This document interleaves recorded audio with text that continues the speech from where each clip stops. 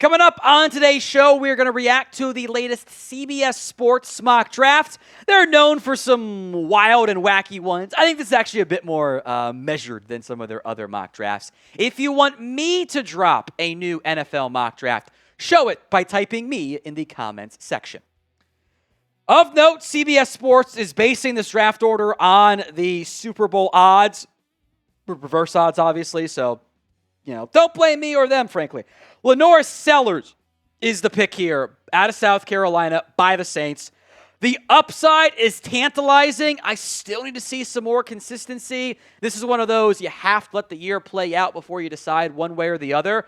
But if you want the potential top 5 pick at quarterback, like our top 5 QB to take it early, Sellers is probably the best option for now, but it is very, very risky.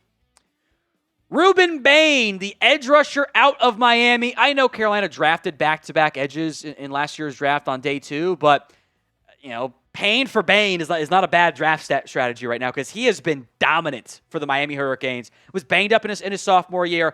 Awesome as a freshman. Even better now as a junior. He might very well be the best player in this year's class, early version. Peter Woods and Clemson in general haven't lived up to expectations so far. But I do think a scenario where he gets back to form, Clemson has some more success, he gets more opportunities to rush passer, blah, blah, blah, and has a big-time year down the stretch. Tennessee moves on from Jeffrey Simmons. I think all of those are very possible. I love Caleb Downs. I think he's an awesome player, an impact safety, does so many things good, oftentimes around the box too, by the way. But I don't get it for the Giants. A safety is not really that big of a need right now for the Giants. They spent a fairly early pick on Tyler Rueben out of Minnesota not that long ago, and then they also went ahead and spent some money on Javon Holland. So I think a safety, this is the issue with safety early. Is there the fit and the need? Because the Giants, if they're picking 4, were not good. Is safety the right path? I don't know. I think a lot of mock drafts are just going to put Francis Mauigoa or insert offensive tackle here to the Raiders. He's a right tackle starter. The Raiders need that. I suspect Vegas fans would be on board. Dante Moore is the pick here at number 6, the quarterback out of Oregon to the Cleveland Browns. If the Browns are drafting early, probably means Dylan Gabriel, ironically, who Dante Moore replaced at Oregon, and Shedeur Sanders may not have emerged as viable options. It's obviously very early in the 2025 campaign. There's no guarantee Dante Moore even turns pro after this season. But I have been impressed by him. The guy we saw at UCLA struggled. Maybe wasn't ready to be a starter. I think did the mature thing and said, I'm going to go learn for a year at Oregon, and has had a massive breakout season. He's young. He does not have to go pro, but in a quarterback class that I think is at least a little bit shaky right now, the play of Dante Moore has put him in potential first-round pick conversation depending on how the rest of the year plays out. But so far, so good for the talented Oregon quarterback. Who do you think is the number 1 QB in the 2026 NFL Draft? Let me know in the comments section of today's show. Number 7 is John Mateer. I actually do like the fit with the Jets because he can run, and that's what Justin Fields is doing a lot of. 7 is a little bit rich for me. There is some Baker Mayfield to his game, but he's not as accurate as Baker Mayfield is. And the thumb injury, we'll see if that limits his draft stock. He could always go back to school too, by the way. I think he is an electric college quarterback. I still need to see some in-structure stuff as a passer before I anoint him a top 10 pick. Keldrick Falk out of Auburn to the Bengals here. Man, you had some giant humans in Shamar Stewart and Keldrick Falk on the outside there. CBS put him at defensive tackle. I think he's an edge. I think that's going to be his best fit for him. That also might have been just DT because college stats are weird sometimes. It'd be another first-round pick at defensive end, but Myles Murphy has been a pretty big disappointment. Garrett Nussmeier, number 9, to the Dolphins here out of LSU. The comp remains Tony Romo. When he does some good, actual quarterbacking things that you don't always see at the college level. Sometimes it's all the very good college offense, Lane Kiffin stuff of okay, you're just doing RPOs and deep shots and screens and bubbles and you're not really doing regular readout stuff. Nussmeier does do that. There are also times it's dude, what are you doing? How do you you didn't see him there? You threw it right to him. Like, there's just that 15% of bad Tony Romo that creeps into his game. Patriots get a wide receiver 1 in Jordan Tyson out of Arizona State. He's off to a really good year. People aren't maybe watching because it's Arizona State and it's late night games and they fell out of the top 25 for a little bit. But I think he's off to a dynamic season. More so than I think this. It's not the same comparison. They're two very different players and doesn't carry the off-the-field concerns. I kind of get vibes of Mike Evans, Johnny Manziel with Jordan Tyson and Sam Levitt, where like Levitt and Manziel kind of run around, throw it up there, guys, and Tyson just makes the play for you. Xavier Harris has had an awesome season for Ole Miss. He is a massive human being listed at 6'8", 330 pounds. I will say, if the Cowboys are keeping Kenny Clark and they already paid Osa Odigizua, I don't know if another defensive tackle fits. Now, if they cut Kenny Clark, different conversation, that's a possibility. I wonder if just go get an edge instead is maybe a bigger need for the Dallas Cowboys. Today's show is made possible by Omaha Steaks. From everyday dinners and effortless entertaining to unforgettable gifts, Omaha Steak delivers the world's best steak experience.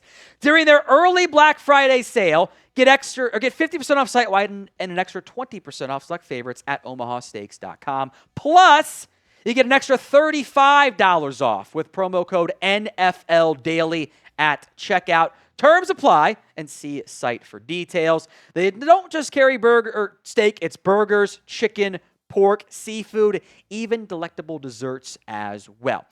Unrivaled quality and variety, every bite is backed by their 100% guarantee. Save big with Omaha Steaks. Visit omahasteaks.com for 50% off site-wide and an extra 20% off select favorites during their early Black Friday sale.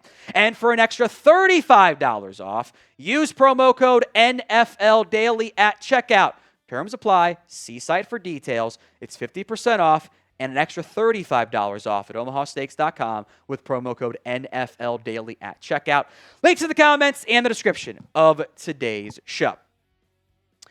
Number 12, the Bears take Quincy Rhodes. Look, he is off to a very impressive start for the Arkansas Razorbacks. I am a little bit hesitant to anoint him so quickly, but I do think, maybe if this was like pick 29, I'd be more like, I like a sneaky pick, but top 15 is, for now, a little bit rich for me. I love what I've seen from Mansour Delane this year. I liked him at Virginia Tech. I like him even more at LSU. Rams need cornerback help in a pretty big way. This pick, by the way, the Atlanta Falcons, part of that draft day trade. I don't know if he ends up being the first cornerback taken, but he's high on my list. I love the player in Jeremiah Love. He's awesome. Explosive, big play generator. I think has shown more as a passer this year than he had previously. That the ability was there, but the usage wasn't. I just don't know if the Cardinals are going to take a running back. They lost James Conner to injury, but they spent the second on Trey Benson. I think they got bigger issues they should probably try to address.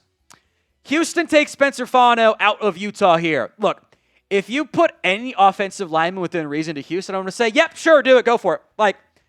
It's still a huge problem. They tried to address it. It didn't really work. I think Fano's been a bit better than Caleb Lomu so far this year. Plug him in. Boom. I like what I've seen from Fernando Mendoza. I mentioned how Garrett Nussmeier does some real quarterbacking stuff. Mendoza does too. At times he'll maybe get a little bit too aggressive, but he does offer enough mobility. He's not a great athlete, but he can move. He can buy some time. I think the size is going to appeal to teams. He's bigger. He's much bigger than Garrett Nussmeier is. Mendoza is 6'5", 225 listed size. Nuss is 6'1", 205. I do think height matters for a quarterback. Maybe more so even than the weight also matters because you got to be able to have that body armor at times. I love what I've seen from Mendoza. I want to see how he plays out the rest of the season. He is the film nerds quarterback fan. How many quarterbacks do you think end up going in round 1 of the 2026 NFL Draft? Let me know in the comments section of today's show. David Bailey, the Texas Tech edge rusher. I think he's a situational pass rusher. I don't know how good he is against the run, which makes him a little bit early as a 17th ranked player. I also don't know if the Vikings are going to take an edge over a corner, but maybe they just want to go pure speed and pass rush and worry about the cornerback stuff later. But a very fun prospect, the Stanford transfer there.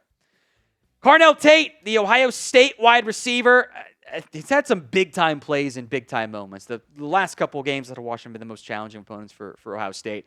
You pair him up with Jackson Smith and Jigbo. It's kind of fun, I guess, for Seattle. I like Torrey Horton, though, a decent amount. I wonder if Seattle would invest in maybe defensive replacements or maybe they go back to the offensive line well. Isaiah World has immense talent. He's got great size. The flashes are good. The consistency maybe hasn't been as good. And I do worry about the developmental tackle going that early. I don't think he's been bad, but in an offense that can often protect the offensive lineman, I haven't seen dominance yet from Isaiah World. So it's a little bit early for me, but it is early. He might take that next step forward. Anthony Hill Jr. is next up here. That's to the Denver Broncos. I don't actually know if they need another linebacker. There are moments in coverage that I go, okay, is that actually what we're looking for? He's been a much better tackler this year, by the way. He's kind of improved that area. I think the athletic traits are really good. I know not everyone agrees with me there, but I think as a kind of like modern-day linebacker, weak side linebacker type, I think there is some potential to be really good. Caden Proctor, you're gonna see him continue to slide down mock drafts unless he suddenly takes a step forward as a pass protector. Frankly, I don't think he's been that good. I've actually been pretty disappointed in the play of Caden Proctor this year. The near fat guy touchdown was electric. Don't get me wrong, but I am getting Evan Neal vibes here. I thought he played well against Georgia, but Wisconsin, Florida State, or not, there's too many inconsistencies. There's too many times he's getting beat in pass protection. The Colts have done a good job of developing offensive linemen. I guess they could maybe replace Braden Smith down the line. I don't actually know if offensive line is their biggest need, though, frankly. Cassius House had a good year pass rusher-wise for the Aggies. The Bucks, they could potentially be in the market there. I'm fine with that one. I actually love the fit of Kenyon Sadiq with the Commanders. That's super fun. I have been impressed by him. I've seen flashes of better blocking out of Sadiq this year as well, part of a very potent Oregon offense. I think that's replacing Zach Ertz long-term with Sadiq. I know they've invested in some other picks and tight ends too. I think that's fun. The Niners are, again, super banged up at wide receiver, which kind of makes mock drafting tricky because, okay, you're going to draft another receiver. What is the actual status of Brandon Ayuk long-term? Ricky Pearsall's hurt again. Jawan Jennings is going to be a free agent soon. Kendrick Bourne, MVS, Demarcus Robinson, Sky Moore, stopgap options. Receiver is kind of a sneaky under-the-radar need, and Mekhi Lemon's been really good for USC this year. If you guys enjoy watching NFL mock drafts, come to the right spot. Hit that sub button so you don't miss out. YouTube.com/chatsportstv. Hit that sub button right now. Dominique Orange, a.k.a. Big Citrus, one of the best nicknames in college football, to the Chargers. They did draft Jamari Caldwell in the third round last year, but you've got, he put one of those guys at defensive end if you wanted to, like that with that 3-4 front and add some more meat in the middle. I think that makes some sense after losing Poona Ford. Colton Hood, the other Volunteers cornerback, who has been really good this year, by the way, to the LA Rams. The Rams need a corner. I don't know if they double dip at corner. I don't know if that would actually be the path they end up pursuing, but he has been very good this year in the absence of Jermod McCoy. Vincent Anthony Jr., I know not many of us are watching Duke football games because a lot of us have lives. I don't. But he's been really good this year for Duke. And another edge, given the way that some of the recent picks and investments for the Chiefs have gone at edge outside of George Karlaftis. I actually don't hate that idea. Frankly, I've been really disappointed. We'll see how Ashton Gelati plays, third-round pick this year. Charles Omeni, who's a veteran, but you're not really getting anything right now from Felix and DK Yazami. He's on IR again. That one might chalk that up to kind of a sunk cost there. I would be slightly surprised if the Lions went back-to-back first-round picks at defensive tackle, although I do like Christian Miller a lot. My issue is I haven't seen the best pass rush yet, but I do think that should come along as the year continues to go. But there actually just might not be a Georgia player in round 1 on defense. They had a tough time against Alabama. They got better the second half, but they kind of struggled down the stretch there. Avion Terrell out of Clemson, the corner who Clemson in general has struggled this year. This is A.J. Terrell's brother. I don't think Avion's been that bad. He's forced a bunch of incompletions, did allow the 1 touchdown there. But cornerback help seems like something the Cowboys are going to have to go get. This would be a classic Ravens pick. T.J. Parker falls to them. I will say, look, Clemson and in general, and I'm so shocked by it because they brought back everybody from a college football playoff team. T.J. Parker has not been as good this year. Like, he has clearly taken a step back. I wonder if that's a team issue than an individual player issue, but he hasn't been as productive. He's regressed this year. The Ravens would probably fix him somehow. All right, LSU's Aaron Anderson on today's show here to the Eagles. I am kind of curious what ends up happening with the Tigers, or with the Eagles' wide receiving core. Anderson's undersized, but he is athletic. He's productive. The weird thing for LSU, and it's still early enough in the year, I don't really know who's going to end up emerging as the true wide receiver 1 when the season's over. Like, Aaron Anderson leads them in catches. Barian Browning leads them in yards. Xavier Thomas leads them in touchdowns.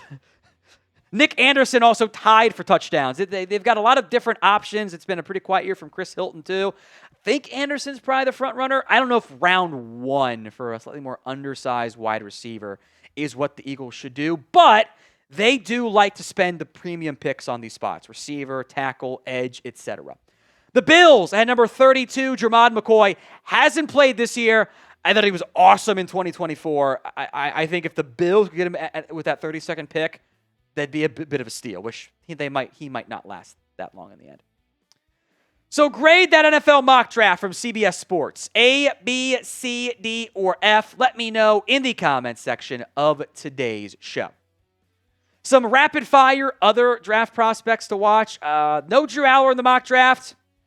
Look, him throwing the pick against Oregon late was just wildly predictable. I'm sorry. Denzel Boston out of Washington's having a solid season. Chris Bell's got that height, weight, speed combination everybody loves. Caleb Lomu, the other Utah tackle. I think Trevor Goosby's an underrated player. I think he's going to have a strong season here. Caleb Banks out of Florida is hurt, but he had some fans. Same with LT Overton, Denai Dennis Sutton, Mateo Uiagalelei. Those guys could easily sneak into round 1. I think Arvell Reese is actually the biggest miss on here. I have been so impressed by him this season. He's gone from Sonny Styles as linebacker 1 on OSU to, Arvell Reese is training towards being a first-round pick if he turns pro.